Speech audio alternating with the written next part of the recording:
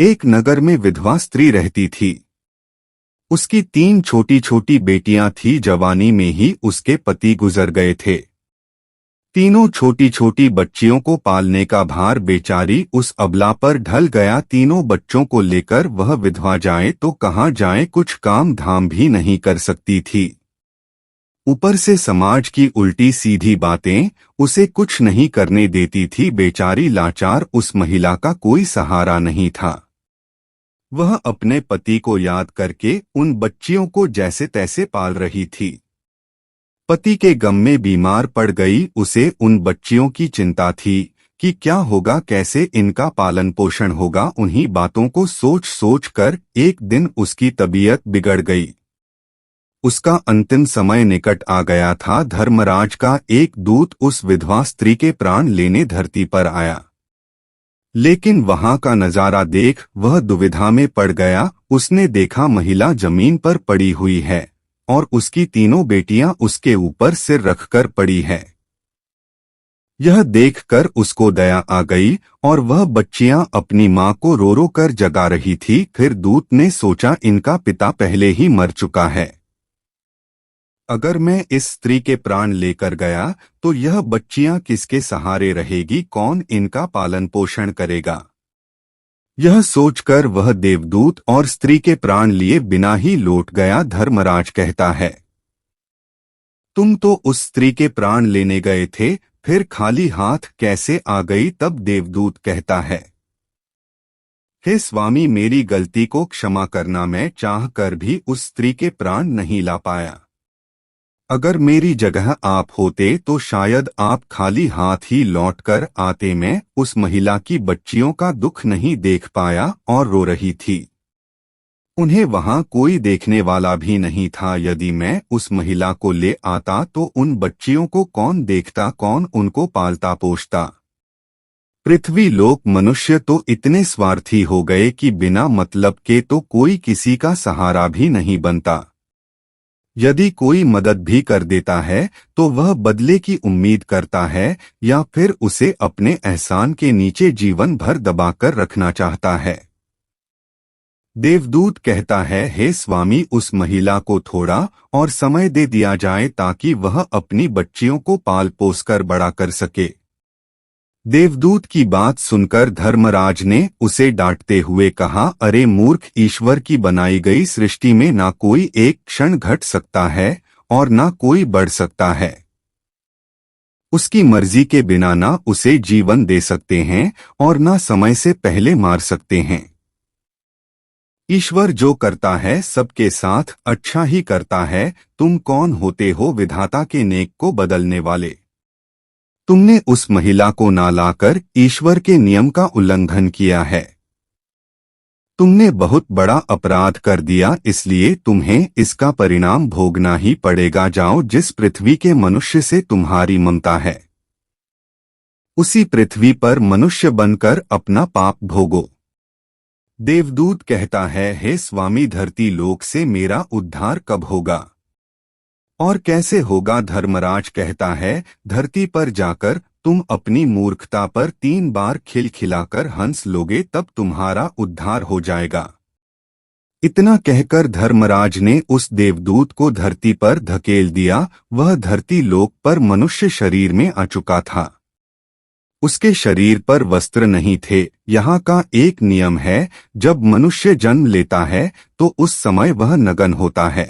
देवदूत ने जन्म तो नहीं लिया और वह निर्वस्त्र ही एक सड़क के किनारे पड़ा ठंड से ठिठुर रहा था। वहीं से एक मोची गुजर रहा था। वह मोची अपने बच्चों को ठंड से बचाने के लिए कपड़े लेने जा रहा था।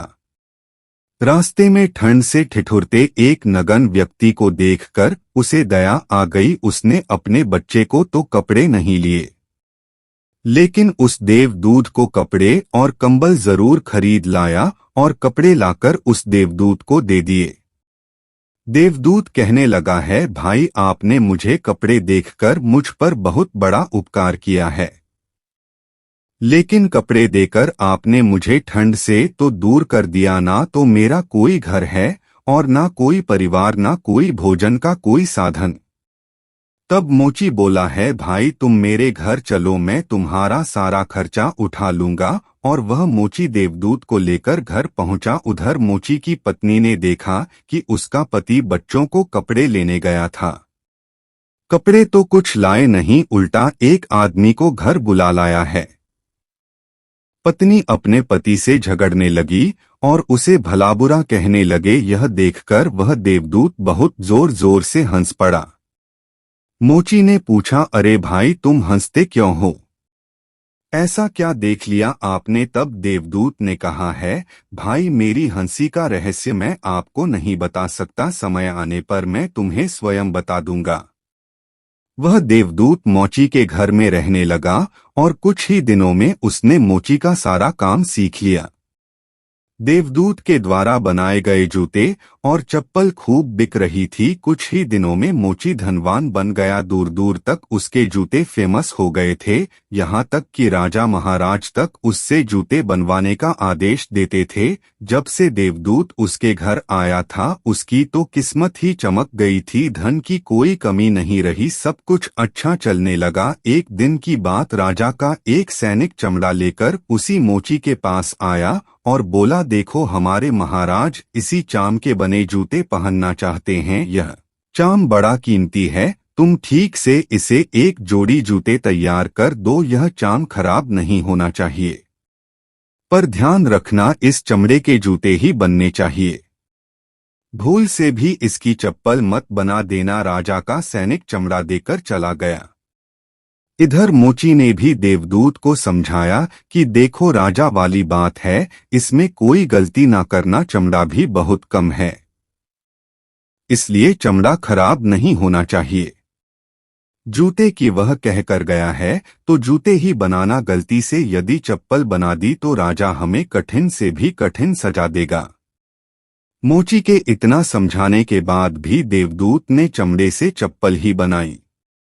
चप्पल देकर मोची की सांसें फूल गई। वह देवदूत को डांटने लगा, यहाँ तक कि डंडा लेकर उसे मारने के लिए दौड़ा। कहने लगा, अबे मूर्ख, तुझे बार बार समझाया कि जूते ही बनाना, लेकिन तूने चप्पल ही बना दी। अब राजा हमें नहीं छोड़ेगा, तू भी मरेगा और साथ में मैं भी मारा जाऊंगा। वह हमारे पूरे घर को फांसी लगवा देगा। मोची को अत्यंत दुखी देखकर देवदूत एकदम से देखकर खिलखिलाकर हंसने लगा। मोची बोला, अबे मूर्ख आदमी, काम बिगाड़कर अब हंस रहा है। वह देखो जूते लेने राजा का सैनिक आ गया और बोला है, मोची भाई कल जो मैं चमड़ा दे गया था उसके जूते मत बनाना, चप्पल बना देना, क्योंकि राजा साहब का देहांत हो गया है और यहाँ की प्रथा है, मरने वाले व्यक्ति को चमड़े की चप्पल पहनाकर अर्थी पर लेटाया जाता है। सैनिक की बात सुनकर मोची को ऐसा लगा जैसे मरे हुए शरीर में जान आ गई हो। इसके हाथ से डंडा छूटकर गिर गया और उसने देवदूत के पैर पकड़ लिए और उससे माफी मांगने लगा। देवदूत मोची की इस हरकत पर जोर जोर से हंस रहा था। मोची ने पूछा, तुम क्यों हंस रहे हो? तो देवदूत ने कहा, समय आने पर इसका कारण बता दूंगा। दूसरे दिन एक बुढ़िया के साथ 3 लड़कियां मोची की दुकान पर आई थी। उनकी शादी होने वाली थी और वह तीनों अपने लिए जूतों की नाप देने आई थी। देवदूत ने तीनों लड़कियों को पहचान लिया कि यह 3 वही लड़कियां वही है जिनकी मां को न ले जाने के कारण आज मैं अपने किए की सजा भोग रहा हूं। और यह लड़कियां काफी बड़ी हो गई है, अच्छे घर में पलीबढ़ी मालूम पड़ रही है। बुढ़िया कहती है, हाँ बेटा, बचपन में इनकी माँ चल बसी, इसलिए इनको मैंने मेरे पास रख लिया। मेरे पास करोड़ों की दौलत है और दुर्भाग्य से मेरा भी कोई नहीं है, तो इनको मैंने मेरे पास रख ली है। मैंने इनको पढ़ाया लिखाया और अब इनकी बहुत खानदान में इनकी शादी कराने जा रही हूँ। लड़कियों का भाग्य देखकर देवदूत सोचता है, परमात्मा जो करता है अच्छा ही करता है। अगर उस समय में इनकी मां नहीं मरती तो आज यह भुखमरी और दरिद्रता में ही पड़ी रहती। इनकी मां के मरने के बाद आज तीनों लड़कियां बहुत बड़े घराने की बहू बनने जा रही है। और इस बुढ़िया की करोड़ों की संपत्ति की मालिक भी बन चुकी है। यह सब देखकर देवदूत अपनी पहले की मूर्खता को सोचकर जोर जोर से हंसने लगा। मोची ने पूछा, आप क्यों हंस रहे हो? अपनी हंसी का कारण बताओ। देवदूत मोची से कहता है, मैं एक देवदूत हूँ और अभी जो यह तीनों लड़कियां जो जूतों की नाप देकर गई है, इनके माता को लेने आया था। लेकिन उस समय यह तीनों छोटी छोटी थी, तो इन पर तरस खाकर मैं इनकी माँ को नहीं ले गया और इनके पिता का पहले ही निधन हो गया था। इस कारण मुझे धर्मराज ने श्राप देकर धरती पर भेज दिया। मैं बिना कपड़े के एक सड़क के किनारे पड़ा था, तब तुम मुझे अपने घर ले आए और उस समय तुम्हारी पत्नी तुमको खूब लड़ी थी, क्योंकि तुमने अपने बच्चों के कपड़ों के पैसों से मेरे लिए कंबल और कपड़े खरीद लिए थे। तब मैं पहली बार तुम्हारी पत्नी की मूर्खता को देखकर खूब हंसा था, क्योंकि तुम्हारी पत्नी उस लाभ को नहीं देख पा रही थी जो मेरे आने से तुम्हारे घर में होने वाला था।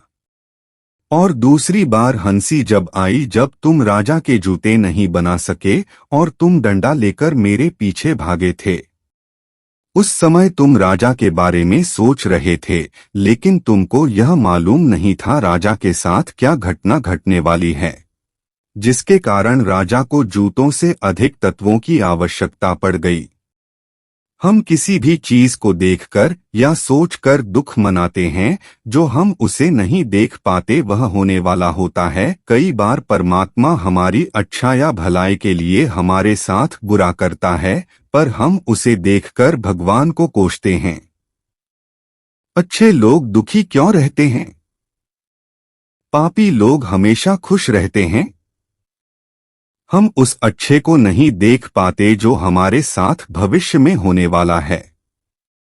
कई बार हमारे साथ वर्तमान में अच्छा होता है तो हम बहुत खुश होते हैं, लेकिन हम यह नहीं देख पाते कि भविष्य में क्या होने वाला है। हमारे साथ हमेशा दो तरह की घटना होती है, अच्छी और बुरी, लेकिन हमें हमेशा यह सोचना चाहिए भगवान जो करेगा अच्छा ही करेगा, यह सोचकर आगे बढ़ना चाहिए। अच्छे लोग दुखी इसीलिए रहते हैं कि अच्छे लोगों के साथ बाद में अच्छा हो सके। और दूसरा कारण यह है कि अच्छे लोग हमेशा ईश्वर से जुड़ रहते हैं और इनको ईश्वर से जुड़ा रहना भी जरूरी है, कि उन पर दुख आते रहना चाहिए। अंत में देवदूत मोची को सब कुछ समझाकर वापस धर्मराज के पास चला गया। वीडियो अच्छी लगी हो तो लाइक करके चैनल को सब्सक्राइब करें। धन्यवाद।